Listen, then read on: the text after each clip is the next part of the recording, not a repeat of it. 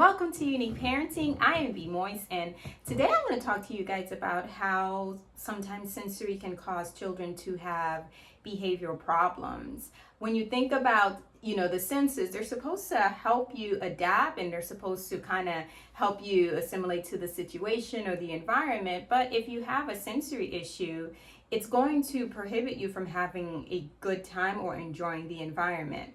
Now, when we think about bad behavior in children, I've spoken about it before, that behavior, all forms of behavior is a type of communication.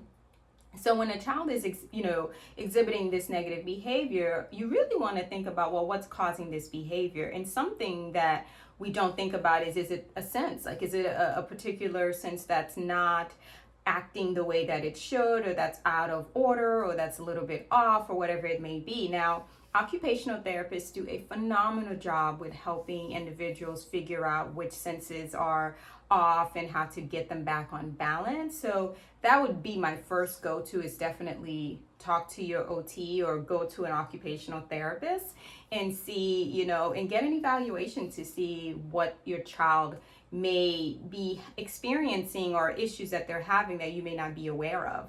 Some of the common things are obviously when kids are young, with texture in food, where they prefer crunchy foods and they don't like soft textured food or warm food or cold food. That's a sensory issue. It could also be preference. So, definitely talk to an OT. But specifically, what I want to talk to you guys about are behaviors that could definitely be directly tied to a sense. Now, when I walk into a space, sometimes I get visually stimulated by all the different sights and smells and sounds. Now, for me, I love vibrant. I like things that are loud. I like colorful things, but that's in my outward setting. When I'm trying to be calm, I like things that are muted, more of the calming colors, the gray and things like that. Now, that makes me feel good when I have those calming colors.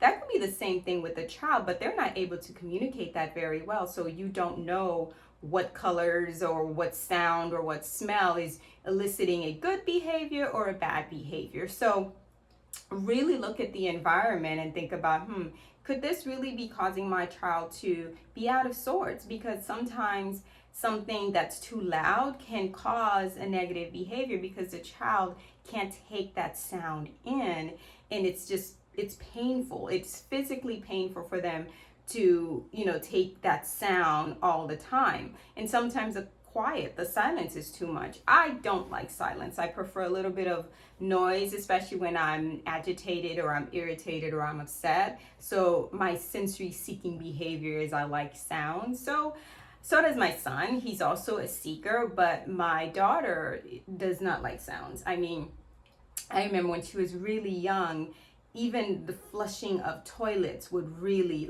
terrify her, and thunder and anything loud, a dog barking, fireworks. You name it, any sound that most of us are kind of like, it's enjoyable, especially fireworks. No, she could not stand it. She's a lot better now. She understands it, but she's an avoider in terms of that sound seeking behavior. She doesn't like that, where I seek sound, my son seeks sound. So really think about, if your child is exhibiting a behavior every time they walk into this type of environment, maybe there is something in that environment that is setting off their sensory,